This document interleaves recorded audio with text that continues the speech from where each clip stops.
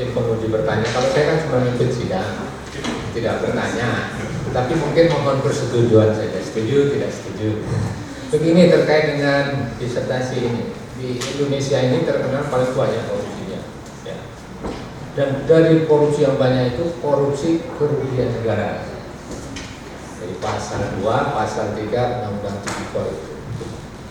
Tapi saya beranggapan begini, biasanya kerugian negara itu yang kalau kerugian negara itu diawali dari proyek-proyek pemerintah yang diawali dengan kontrak kerja dan itu tunduk pada hukum perdata. Tetapi kemudian ketika ada kontrak tidak selesai, ada kemudian beralih hukum pidana. Saya punya pandangan bahwa harusnya perdatanya dulu diselesaikan. Apa yang kurang dilengkapi, mana yang rugi diganti rugi. Bukan pidana, duitnya hilang, proyeknya terbengkalai. Setuju tidak? Setuju. Oke, setuju. Karena nanti kalau tidak setuju takut nanti tidak lulus. Baik, selanjutnya dipersilakan kepada penguji eksternal, Prof. Iwayan Parsani. Ciri khas nama Bali. Tidak mungkin kalau Iwayan Parsani orang Sunda. Ya, jadi pasti dia datangnya dari Bali. Monggo Prof, monggo ya. Baik, Saudari Prompenda, sebuah disertasi yang membedakan dengan tesis atau skripsi itu adalah aspek filosofisnya. Jadi kalau pada tataran ya, skripsi S1 kita bicara masih pada tataran dogmatik hukum. Pada level S2 ya, bicara pada tataran teori hukum. Sedangkan S3 doktor sudah pada tataran filsafat, ya, filsafat hukum. Nah, disertasi ini juga tentu mengandung aspek filosofis. Ya, kalau kita bicara filosofinya, ya, pasti tidak lepas dari 3 hal, ya, filsafat, ontologi, aksiologi, dan epistemologi. Karena tema sentralnya pengujian terhadap penyalahgunaan wewenang yang menimbulkan kerugian negara, jadi saya akan bertanya di sekitar tema sentral ini. Bukan dari saya. Tadi saya katakan pada tataran filosofis, saya sederhanakan, ya. Bahasanya lebih sederhana. Mengapa, ya, mengapa penyalahgunaan wewenang itu harus atau perlu diuji? Mengapa harus diuji? Mengapa? Nah, ini kan jawaban filosofis, aspek filosofis. Sebetulnya kalau sudah jadi sudah sebetulnya tulis di disertasi ini, gitu ya. Tadi kira-kira apa? Mengapa penyalahgunaan itu perlu diuji? Kan pengujian terhadap penyalahgunaan wewenang, ya, ini harus diuji. Jadi pertanyaan mengapa diuji? Mengapa harus diuji? Siapa yang menguji? Dan apa yang menjadi parameter atau tolak ukur pengujian itu? Nah, itu aja. Itu sudah banyak itu yang Mengapa diuji penyalahgunaan wewenang itu? Dikarenakan jika ada hasil dari aparat pengawas internal pemerintah terjadinya penyalahgunaan wewenang, dalam hasil pengawas itu muncul misalnya adanya penyalahgunaan wewenang, yaitu mungkin mencampur adukan wewenang, sewenang-wenang atau melampaui wewenang. Lalu apa wajib diuji? Apakah penyalahgunaan wewenang itu menimbulkan kerugian negara atau tidak? Itu akan diuji. Lalu juga dalam pengujian ini munculnya Undang-Undang 30/2012 itu tujuannya untuk agar kan dalam undang-undang tersebut bahwa maksimal 10 hari pengembalian kerugian keuangan negara jika penyalahgunaan wewenang. Jika kita dalam Undang-Undang 30/2012 itu pengembalian 10 hari itu berarti jika kita ikut dari aturan itu secara tidak langsung mengiyakan bahwa kita melakukan penyalahgunaan wewenang. Sedangkan kita ada hak untuk saya tidak terjadi nih, harus diuji dulu apakah ini benar-benar penyalahgunaan wewenang, maka perlunya pengujian penyalahgunaan wewenang di peradilan tata usaha negara. Jadi pentingnya pengujian penyalahgunaan wewenang, apakah itu menimbulkan kerugian negara atau hanya kesalahan administrasi yang tidak menimbulkan kerugian negara. Lalu untuk alat ujinya yaitu pertama menggunakan penyalahgunaan wewenang itu alat ujinya yaitu asas kecermatan yang pertama, lalu yang kedua azas persamaan, yang ketiga asas larangan penyalahgunaan wewenang, dan yang keempat sebagai alat uji di pengadilan tata usaha negara yaitu asas larangan sewenang-wenang. Itu jawaban dari saya, Prof.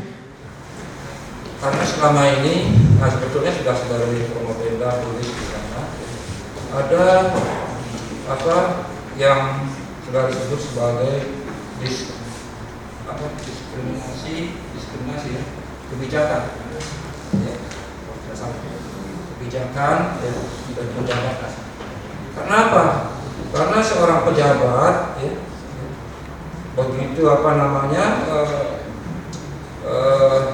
diduga melakukan penyalahgunaan wewenang selalu biasanya dikaitkan dengan korupsi, ya, kan gitu, korupsi. Padahal kan belum tentu. Jadi pejabat ini karena tadi saya menanyakan filosofinya. Jadi filosofi itu berarti ya mencari kebenaran yang paling dalam, ya, yang terdalam, yang hakikatnya, ya, ideologinya. Jadi itu sebetulnya untuk apa? Melindungi pejabat, ya, melindungi pejabat. Tapi jangan diartikan wajib melindungi pejabat. Jadi supaya saudara menulisnya dari sebagai forum pembelaan, gitu, forum pembelaan pejabat. Jadi jangan semena-mena pejabat diduga ini kemudian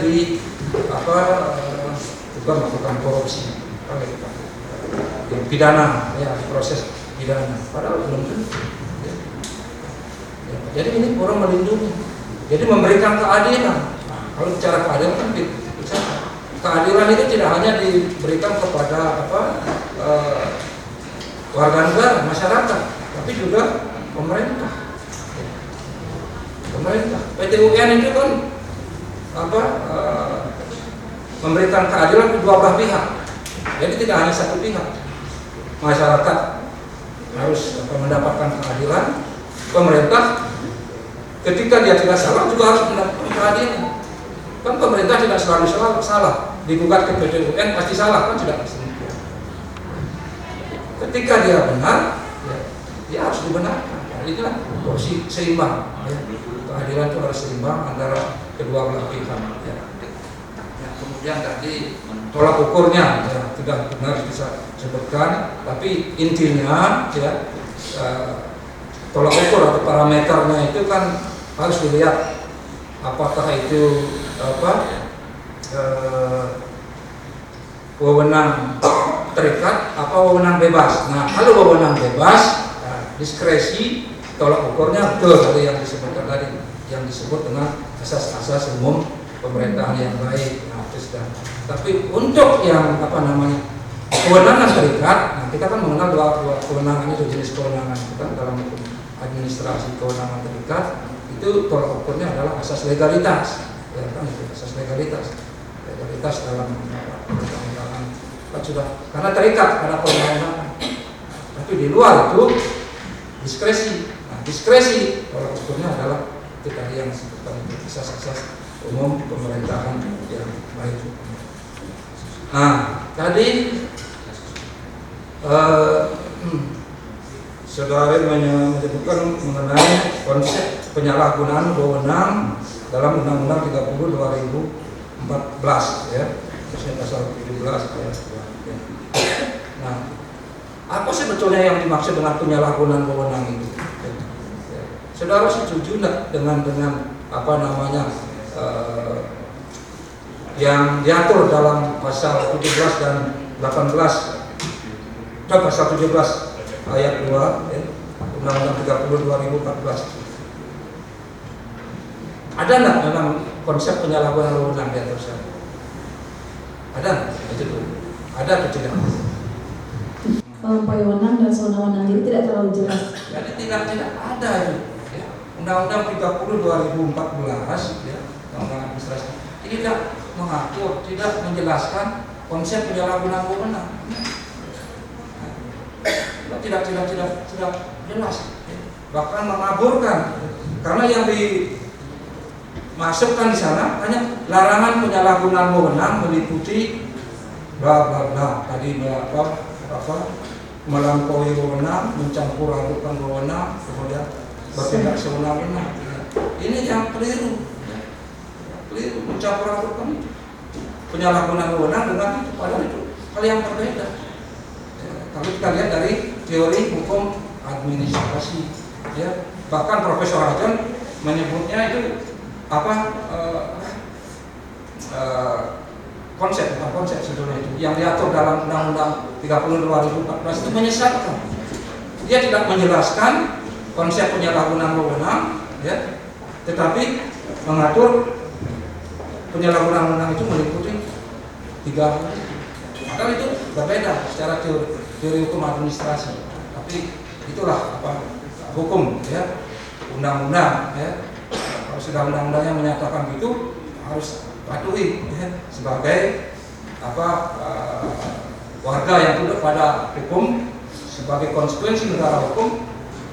Ibaratnya kalau Prof. Fajan bilang itu sekalipun es itu dikatakan dingin diatur dalam undang-undang, ya es itu dingin ya.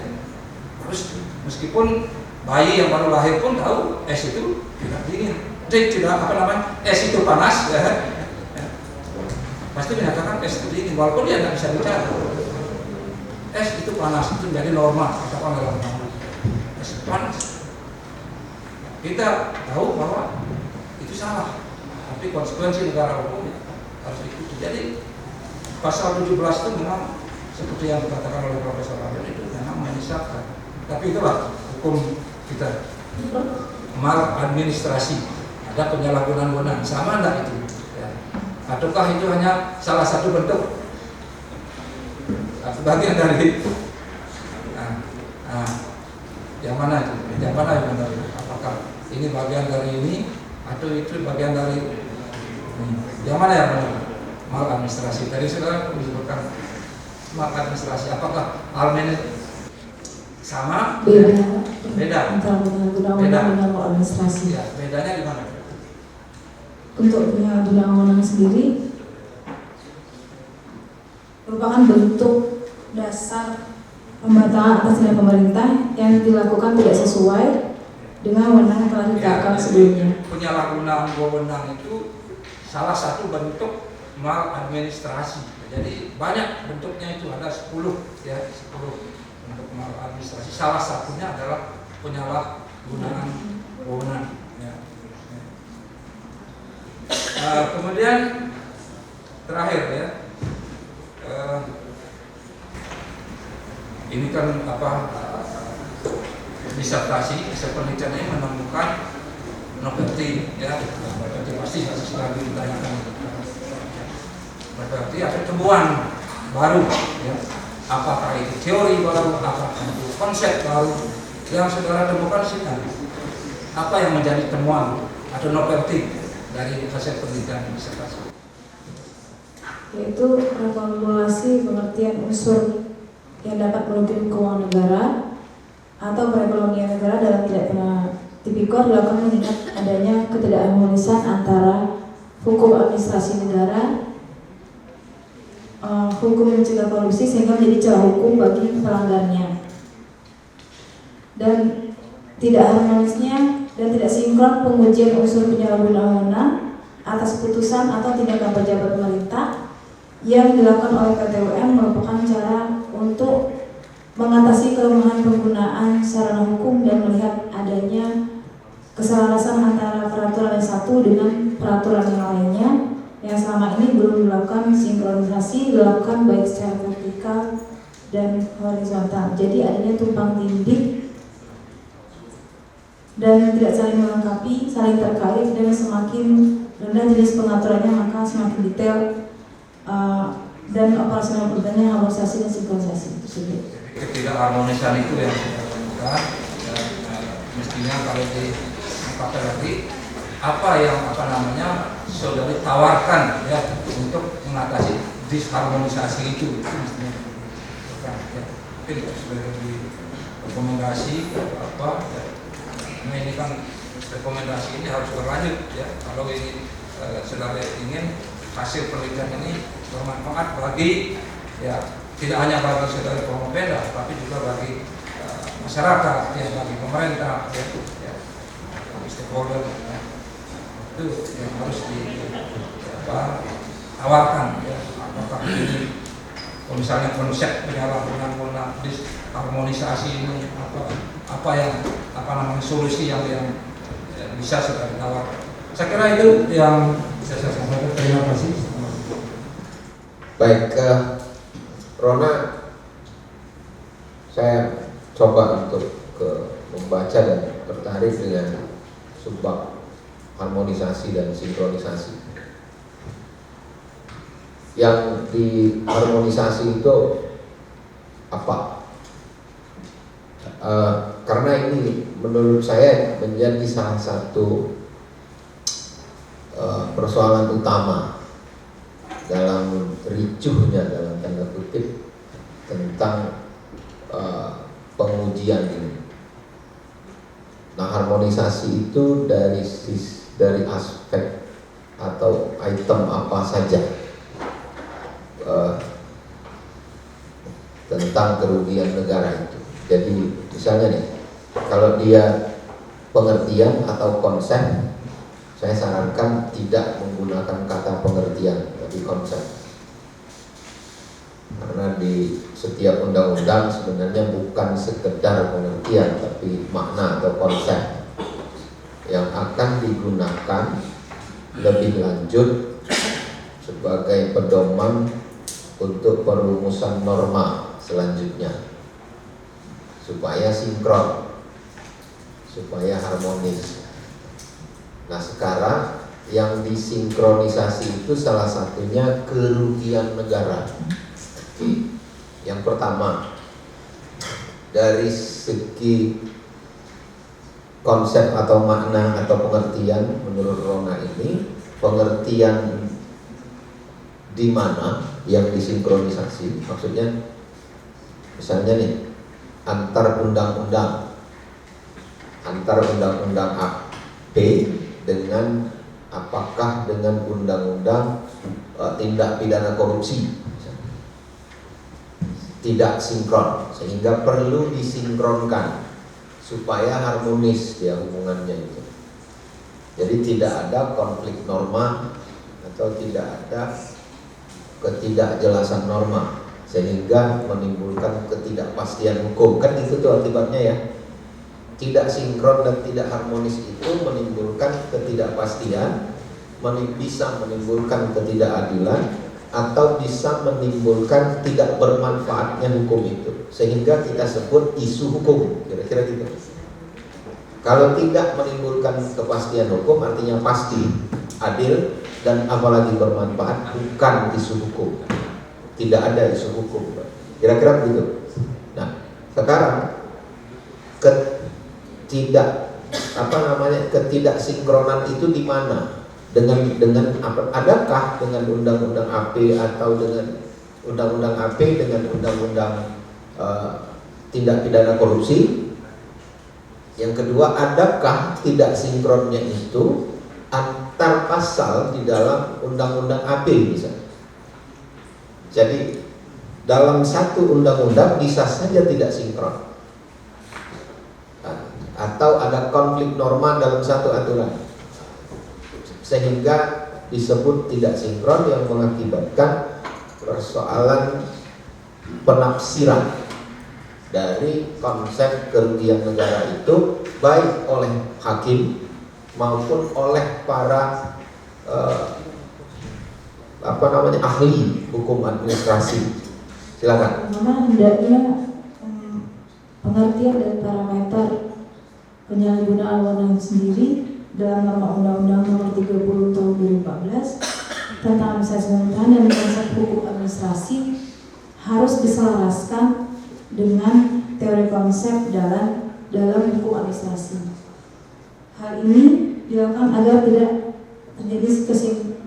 terjadi ketidaksinkronan, lalu melakukan harmonisasi pengertian keuangan negara dan pengembalian kerugian keuangan negara dalam peraturan Undang-Undang Nomor 30 Tahun 2012 tentang administrasi pemerintahan dan Undang-Undang Pemberantasan Korupsi.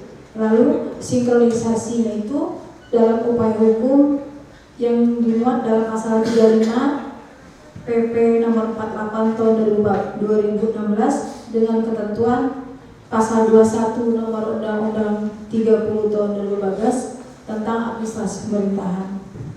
Lalu antara peraturan Mahkamah Agung Nomor 4 Tahun 2015 atau mengajukan gugatan Undang-Undang Peradilan Tata Usaha Negara.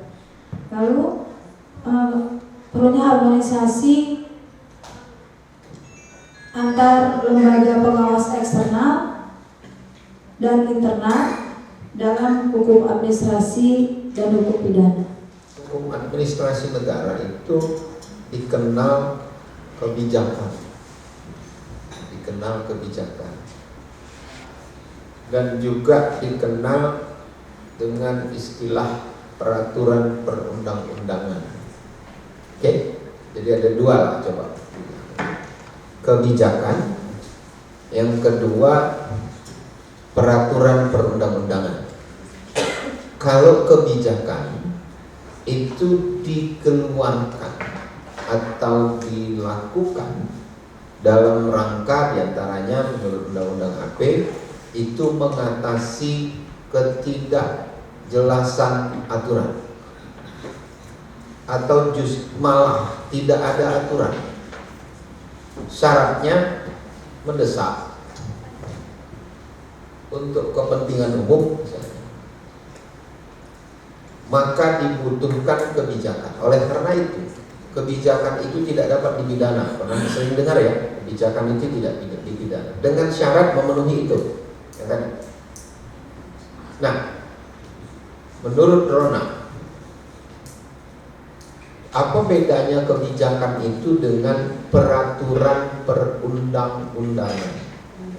Apa dalam undang-undang dia biasanya keluar dari pejabat pemerintah atau yang mempunyai jabatan atau punya kewenangan mengeluarkan kebijakan. Yang pertama, seperti yang Pak sampaikan, tidak ada dalam aturan undang-undang, lalu dikeluarkan untuk kepentingan bersama atau kepentingan instansi, misalnya atau dalam pemerintahan. Kalau peraturan perundang-undangan itu sendiri jelas tertera dalam telah disahkan dan wajib kita mengikuti apa yang ada dalam peraturan perundang-undangan tersebut. Jadi jelas peraturan perundang-undangan tersebut jelas ada dalam peraturan tersebut. Jadi masuk dalam harus mengacu pada undang-undang tersebut. Misalnya undang-undang AP sendiri kita wajib mengikuti dalam undang-undang tersebut. Atau kalau kebijakan itu kembali ke yang mengeluarkan kebijakan. Saya menangkap tadi ya bahwa judul ini diawali dengan di slide itu bisa dibuka dengan adanya asumsi, saya bilang asumsi ya, yang kemudian dibuktikan oleh Bromo Penda bahwa terjadi disharmonisasi dan tidak sinkron peraturan perundang-undangan. Ya, nah itu. Nah di situ yang disebutkan adalah antara Undang-Undang Administrasi Pemerintahan 30 2014 dengan Undang-Undang Tipikor. Sedikit tambahan Perma nomor 4 tahun 2015. Oke, kalau begitu yang saya mau tanyakan adalah bahwa tadi disebutkan beberapa asas. Karena ini disertasi, mengingat tadi apa yang disampaikan oleh yang amat sangat terpelajar Prof. Wayan, ini kita bicara filosofis, ya, tanpa melepaskan dogmatik hukum tentunya. Apa yang dimaksud dengan asas salah satunya itu lex specialis derogat lex generalis, dan bagaimana Provapeda menjelaskan sesuai dengan objek yang diteliti. Untuk asas tersebut yaitu asas undang-undang baru menyampingkan undang-undang yang lama. Sebagai Bisa contoh, saya ulangi, asas lex specialis derogat lex generalis, karena pada faktanya memang kadang kita dalam ujian terdahulu itu sering dikatakan, misalnya aparat penegak hukum dari hal ini, misal taruhlah kejaksaan menyatakan bahwa ini lex specialis derogat lex generalis adalah undang-undang tipikor. Nanti Prof. Sukamto yang amat sangat terpelajar sebagai ahli menyatakan bahwa itu lex specialis derogat lex generalis adalah ini. Bisa saudara menjelaskan bagaimana sesuai dengan objek yang diteliti? untuk spesialis dan derogat lex generalis yaitu undang-undang khusus menyampingkan undang-undang umum. Maaf tadi jadi undang-undang khusus menyampingkan undang-undang yang umum, seperti misalnya dalam penyalahgunaan wewenang ini dulu itu kan langsung ke ranah pidana atau ke APH, pemeriksaan oleh APH aparat penegak hukum seperti polisi, jaksa. Nah, dengan adanya undang-undang administrasi pemerintahan ini dengan tujuan awalnya yaitu jika terjadi penyalahgunaan wewenang tidak langsung ke ranah pidana, namun wajib diuji sesuai dengan Undang-Undang Administrasi Pemerintahan Nomor 30 Tahun 2014 untuk pengujian penyalahgunaan wewenang. Jadi jika memang itu menimbulkan kerugian negara, harus dibawa ke ranah administrasi dulu atau PT-UN. Setelah diuji, jika memang menimbulkan kerugian negara, dikenakan sanksi, lalu baru jalan ke pidana. Jadi administrasi dahulu, jika itu memang penyalahgunaan wewenang jabatan, baru ke ranah pidana. Jadi menggunakan undang-undang khusus dulu. Jika itu penyalahgunaan wewenang berarti ke administrasi dulu atau undang AP baru ke tipikor. Seperti itu penjelasan dari asas lex spesialis derogat lex generalis. Kita ambil satu saja pendapat Gustav Rebrov misalnya. Tujuan hukum itu adalah keadilan, kemanfaatan dan kepastian hukum. Ya. Nah, kalau melihat dari objek yang diteliti ini, adakah dari ketiga ini yang mau disampaikan oleh Provapeda?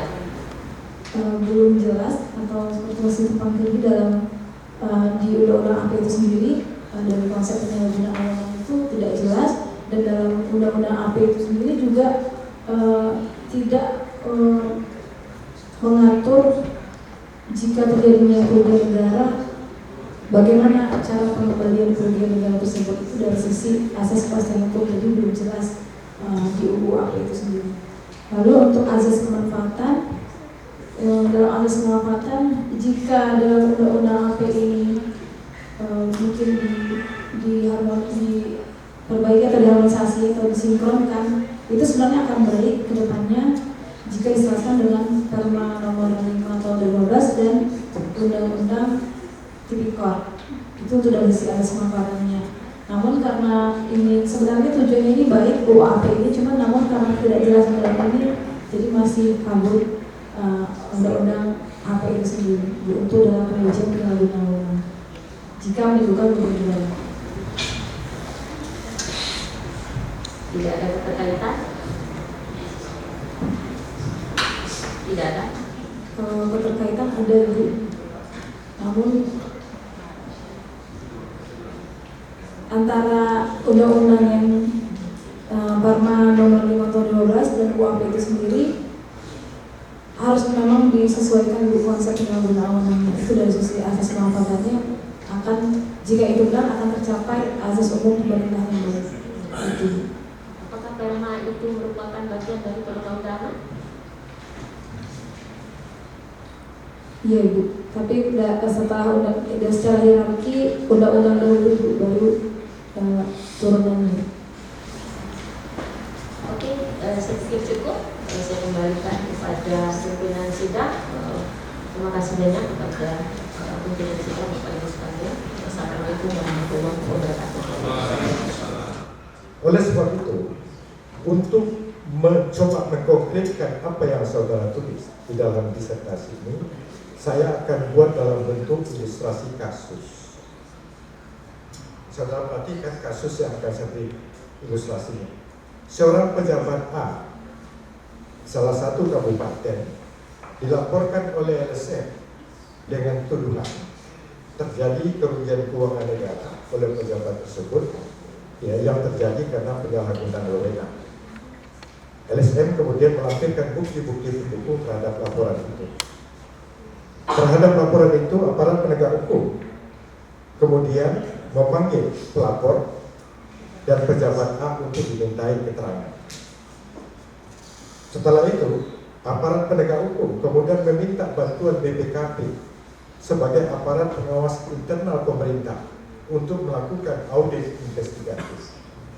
Berdasarkan hasil audit investigatif dari BPKP, kedua kesimpulannya.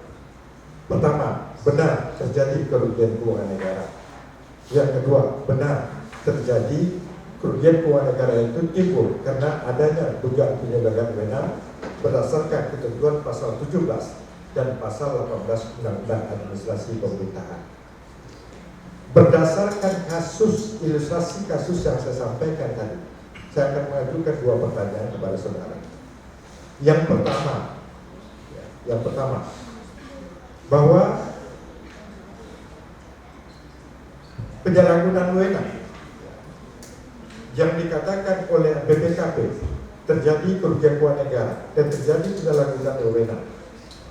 Kesimpulan itu terjadi karena pasal 17 dan pasal 18 Undang-Undang Administrasi Pemerintahan itu mengatur 3 parameter penyalahgunaan wewenang yang begitu ketat. Melampaui wewenang, ya, mencampur adukan wewenang dan bertindak sewenang-wenang. Sangat ketat dan rigid. Ibaratnya tidak ada seorang pun yang lolos dari lubang jarum kalau menggunakan 3 parameter itu. Boleh saya katakan, siapapun auditor yang ditunjuk untuk melakukan pemeriksaan atas laporan itu akan sampai pada kesimpulan yang sama. Pertanyaannya adalah, bagaimana tanggapan saudara terhadap ketentuan pasal 17 dan pasal 18, 3 parameter penyalahgunaan wewenang dalam Undang-Undang Administrasi Pemerintahan dihubungkan dengan teori penyalahgunaan wewenang yang saudara gunakan. Ya. Pertanyaannya yang kedua, pejabat A itu ingin mengajukan permohonan pengujian penyalahgunaan wewenang ke PT UN menggunakan pasal 21. Pertanyaannya, apakah permohonan pejabat A ini akan diterima oleh PT UN atau ditolak? Jika diterima, apa alasan hukumnya? Jika ditolak, apa alasan hukumnya? Bagaimana pandangan saudara dari teori kepastian hukum dan perhitungan hukum yang saudara gunakan dalam disertasi? Paham? Silakan jawab. Apakah permohonan akan diterima oleh PT UN yang kami penuhi? Jika diterima, apa hasil hukumnya? Jika permohonan itu, pengujian penyalahgunaan wewenang itu diajukan sesuai prosedur atau hasil dari aparat pengawas internal pemerintahan sudah sesuai prosedur dan memutuskan hasil bahwa dia terjadinya pejabat pemerintah itu memang penyalahgunaan wewenang, tentu itu harus diterima oleh PT UN untuk diuji, karena setiap pejabat pemerintah yang memiliki wewenang dia harus dapat atau punya hak untuk penyuluhan hukum atau menguji hukum bahwa ia bisa minta pengujian dalam hasil AP tersebut jika memang ia melakukan penyalahgunaan wewenang untuk diuji apakah benar dia terjadi pengujian penyalahgunaan wewenang. Yang pertama mungkin apa hasil dari AP itu sendiri, apakah itu hanya kesalahan administratif atau juga hasilnya yang menimbulkan kerugian negara. Jadi PTUN harus menerima atau ajuan dari pejabat pemerintah jika ia ingin menguji penyalahgunaan wewenang tersebut. Untuk yang pertama, tadi pertanyaan Bapak mengenai laporan ke Tipikor, saya tidak setuju karena jika memang pejabat pemerintahan tersebut dari hasil pengawas internal diduga atau hasilnya memang dia penyalahgunaan wewenang, yaitu atau dalamnya mencabut praduga wewenang, sewenang-wenang atau melampaui wewenang, harusnya dia tidak langsung dilaporkan ke Tipikor, namun dia tetap harus melewati dari AP itu sendiri, diuji ke PTUN, setelah itu baru ke APH atau ke Tipikor, lalu dia dari hasil pengujian di PTUN itu sendiri. Itu Pak.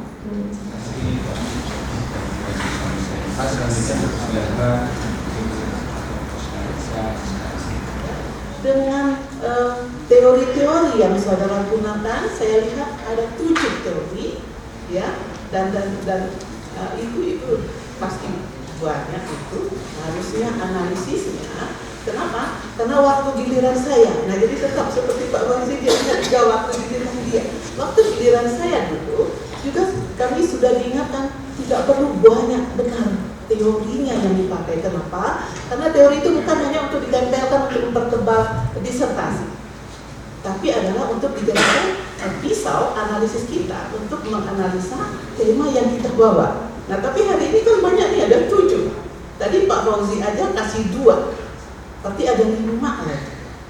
Nah saya tidak meminta Ronald harus mengungkapkan dengan 5-5-nya, tapi dengan ringkas tapi jelas, ya, dengan tema yang saudara punya itu terhadap apa? Pengujian terhadap penyalahgunaan wewenang yang menimbulkan kerugian negara itu berdasarkan teori yang saudara punya sebisanya.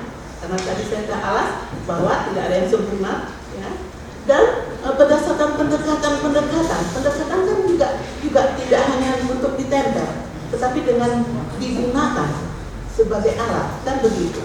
Nah, dari hal itu, ya, yang saya ingin saudara mempromosikan kepada kita yang hadir, ya, hasil analisis saudara yang akhirnya melahirkan novelty. Walaupun tadi penguji eksternal memberikan salah satu, dia memberikan pendapatnya, memberikan satu novelty, dan itu kan belum tentu kita setuju. Nah, oleh sebab itu saya mau dengan banyak pendapat tadi, saudara bisa kemukakan dengan analisa ilmiah kita agar disertasi kita mendekati sempurna itu tentu harapan kita, dan ketemu novelty-nya. Kalau setuju dengan yang diberikan oleh penguji eksternal, alasannya apa? Tentu kita harus punya alasan juga. Kalau tidak, apa novelty yang pas menurut saudara, sehingga promosi kita mempromosikan disertasi kita hari ini benar-benar menjadi satu yang menarik untuk kita semua sebagai satu karya ilmiah yang tertinggi tentunya. Bisa? Silakan. Untuk teorinya sendiri itu ada teori perlindungan hukum. Teori perlindungan hukum ini, perlindungan hukum merupakan satu jaminan yang diberikan oleh kepala negara kepada semua pihak, termasuk juga pejabat pemerintahan, agar dapat mendapat perlindungan, dilakukan dengan cara menangkap sanksi terhadap pelaku agar dapat menegakkan hukum yang sebenarnya. Itu pertama menggunakan teori perlindungan hukum. Jadi jika dikaitkan dengan pengujian dengan judul disertasi saya ini, adanya perlindungan hukum bagi pejabat pemerintah dalam pemerintahan jika terjadi implikasi jika terjadi dugaan penyalahgunaan wewenang. Lalu ada teori penyalahgunaan wewenang. Nah, teori penyalahgunaan wewenang sendiri itu merupakan berasal dari teori dan kewenangan, yaitu disajikan konsep teoritis tentang kewenangan. Yang pertama, kewenangan adalah keseluruhan aturan-aturan yang berkenaan dengan perolehan dan penggunaan wewenang pemerintah oleh subjek hukum publik dan dalam kebutuhan hukum publik. Lalu saya mengambil juga teori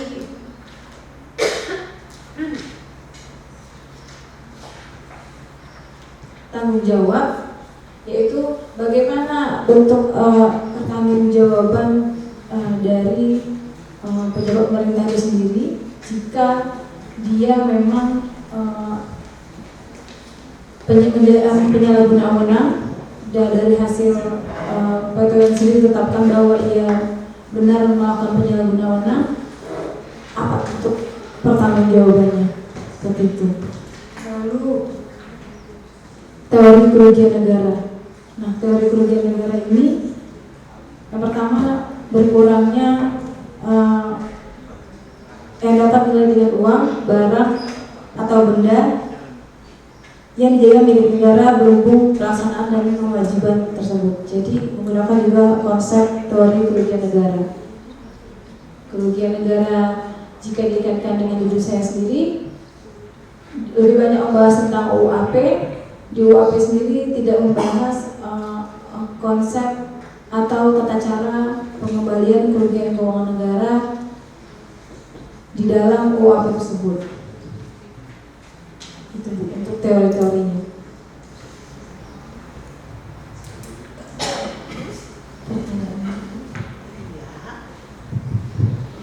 Yang saya maksudkan, ya berdasarkan teori yang saudara punya, berdasarkan pendekatan yang saudara lakukan, lantas apa hasil analisisnya yang melahirkan novelty. Nah, kan tadi kan penguji utama Bapak, ya pembantu utama tadi mengatakan kan belum ketemu novelty-nya.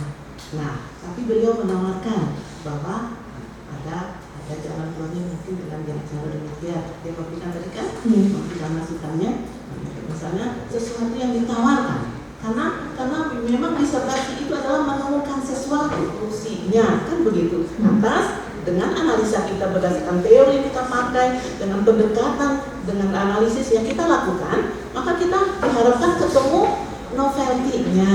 Nah, sekarang yang saya maksud dengan uraian tadi, apakah saudara setuju dengan apa yang tadi ditawarkan sebagai satu novelty, atau saudara sudah siapkan satu novelty yang walaupun tidak belum ditulis di sini, gitu maksud saya. Kalau novelty-nya itu belum adanya penjelasan tentang konsep pengertian dari penyalahgunaan wewenang, itu saya setuju, karena memang di dalam UAP itu sendiri hanya disebutkan penyalahgunaan wewenang itu hanya 3, yaitu pencampur adukan wewenang, sewenang-wenang, dan melampaui wewenang.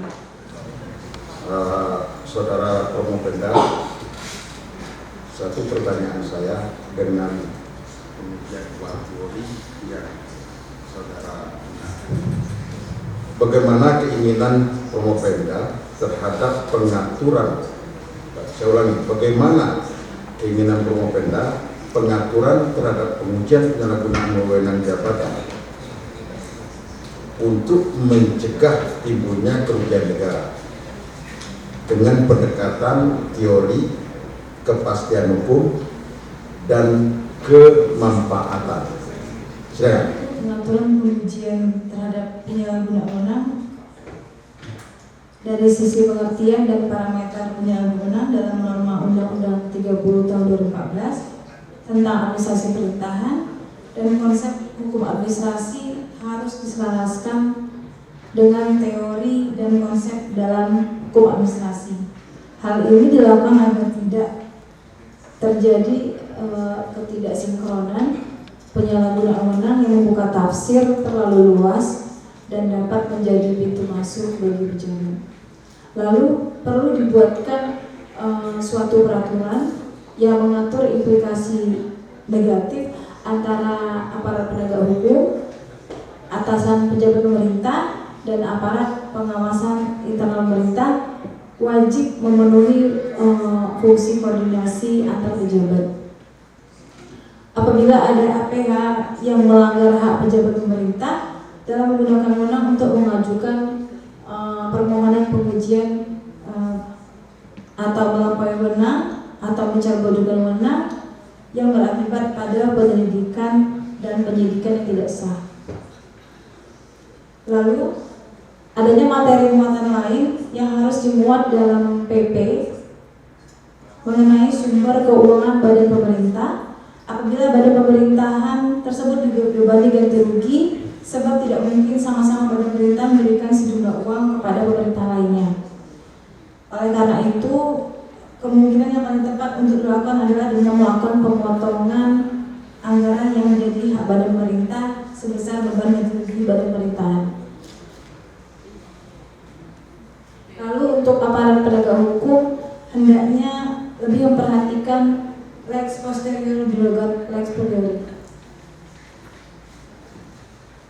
Yang terakhir, agar terjadinya harmonisasi dan sinkronisasi, pengujian unsur penyalahgunaan wewenang. Yang pertama, Mahkamah Agung perlu mengkaji substansi Mahkamah Agung nomor 14, khususnya tentang pokok pembahasan dan pembatasan kewenangan mutlak tentang PTUN. Untuk memeriksa unsur penyalahgunaan wewenang sebelum proses pidana, jadi wajib diuji dulu unsur penyalahgunaan wewenang baru ke ranah pidana. Lalu Mahkamah Agung juga perlu menerbitkan peraturan MA yang memuat ketentuan tentang kewajiban APH untuk memenuhi putusan PTUN yang menyatakan bahwa seorang pejabat pemerintah tidak menyalahgunakan wewenang sehingga tidak dapat melanjutkan ke proses pidana. Lalu perlu dibuatkan PP yang merupakan amanat undang-undang administrasi tentang tata cara pengembalian kerugian keuangan negara, sehingga saat ini yang harus dilakukan adalah menyesuaikan dengan paket undang-undang keuangan negara, kemudian dibuatkan PP-nya seperti itu. Selanjutnya dipersilakan tim promotor Prof. Dr. Sukamto Satoto. Saya sependapat bahwa mengapa konsep penyalahgunaan wewenang ini setelah masuk di dalam pasal dalam undang-undang menjadi tidak jelas ya ibaratnya di pasal 17 itu larangan penyalahgunaan wewenang yang muncul. Ya apa sih harus diatur seperti itu kalau penyalahgunaan wewenang itu pasti dilarang. Sama halnya dilarang mencuri. Ya tidak usah dimasukkan seperti itu ya, pencurian itu pasti dilarang. Tapi pencurian itu apa? Pasal 362 itu mengatur. Pencurian adalah mengambil barang milik orang lain, bla bla bla. Nah, penyalahgunaan wewenang itu apa? Tidak ada definisinya, tidak ada konsep dasarnya yang masuk dalam undang-undang. Larangan penyalahgunaan wewenang, di antaranya adalah melampaui batas wewenang, mencampur adukan wewenang, sewenang-wenang. Sama halnya dilarang mencuri. Mencuri itu adalah ngambil kambing, mengambil sapi dan sebagainya. Sebenarnya pasal itu menjadi tidak jelas. Ya larangan itu boleh saja. Karena itu bahkan kalau menurut kami, menurut saya, sewenang-wenang itu bukan penyalahgunaan wewenang. Sewenang-wenang itu dia berwenang. Dia berwenang tapi menggunakan wewenangnya dengan tidak realistis. Itu sewenang-wenang, bukan menyalahgunakan. Saya punya kewenangan untuk tidak meluluskan mahasiswa karena mahasiswanya kurang cantik, tidak saya luluskan, itu sewenang-wenang. Saya punya kewenangan itu tidak meluluskan, tapi karena kurang cantik tidak saya luluskan, itu sewenang-wenang. Tapi wewenang itu ada di saya. Oleh karena itu sebenarnya di pasal 17 itu menjadi tidak jelas ya. Nah, mengapa itu menjadi pembatasannya sangat kuat karena itu penafsiran. Siapa yang berhak menafsirkan adalah ahlinya. Ahlinya di mana? Hakim Pengadilan Tata Usaha Negara. Saya selalu katakan bahwa hakim pidana itu dia tidak ahli untuk menguji penyalahgunaan wewenang. Ya kadang-kadang yang terjadi apa? Ini tidak menurut undang-undang berarti sewenang-wenang menyalahgunakan wewenang. Kan belum tentu. Dalam konsep hukum administrasi penyalahgunaan wewenang itu bukan karena tidak ada undang-undangnya. Tadi Prof. Wayan menyebut diskresi murni, diskresi tidak murni. Artinya normanya ada, tetapi perlu penafsiran, makanya diskresinya tidak murni. Kalau diskresi murni apa? Tidak ada aturannya, boleh nggak mengeluarkan undang-undang? Jadi calon profesor Pak Helmi sudah mengatakan kebijakan. Ya, kebijakan itu kan boleh saja itu untuk tujuan tertentu. Itu sebenarnya konsep-konsep ini. Sebenarnya disertasi ini sangat relevan. Oleh karena itu belum ketemu sampai hari ini, belum ditemukan konsep penyalahgunaan wewenang itu seperti apa. Itu pendapat para ahli bermacam-macam. Oleh karena itu penyalahgunaan wewenang itu setelah masuk di dalam pasal 17 Undang-Undang Administrasi Pemerintahan itu menjadi rancu, menjadi tidak jelas. Itu yang dikatakan oleh Prof. Wayan tadi, seperti itu ya. Jadi konsepnya menjadi, meskipun diuji ke Pengadilan Tata Usaha Negara, itu Pengadilan Tata Usaha Negara tentu menafsirkan penyalahgunaan wewenang itu seperti apa. Jadi tidak ada kepastian. Oleh karena itu masih juga kalau misalnya penegak hukum tipikor itu dia menggunakan keahliannya untuk menguji penyalahgunaan wewenang menjadi dibolehkan. Padahal sebenarnya ide dari Undang-Undang 30 tahun 2014 itu tidak memberikan kesempatan kepada ahli hukum lain kecuali ahli hukum administrasi negara untuk menguji penyalahgunaan wewenang. Itu saya kira komentar dari saya. Saya ucapkan selamat sudah berdiri di mimbar panas. Mudah-mudahan segera menjadi mimbar dingin, sedingin es ya, yang disajikan oleh kita semua ya. Saya kira itu Ketua. Terima kasih. Assalamualaikum warahmatullahi wabarakatuh. 11 pas ada waktu. Tadi Prof. Kantor menyampaikan mimbar panas. Ruangan ini panas banget. Kayaknya harus ditambah 1 atau 2 hasil lagi. Atau karena hatinya panas nggak tahu juga. Tapi meskipun ruangan panas, kalau hatinya sejuk, insya Allah sejuk. Silakan Bu Ari selaku co-promotor. Selamat kepada Bang Venda dan keluarga sudah siap-siap nanti untuk merayakan. Saya cuma satu berharap habis ini semoga mules saya hilang, karena harapan saya tadi ternyata Prof. Venda sudah sanggup memaparkan PPT-nya dengan baik, karena itu yang bikin saya panas dingin dari kemarin. Itu saja Pak Ketua, terima kasih.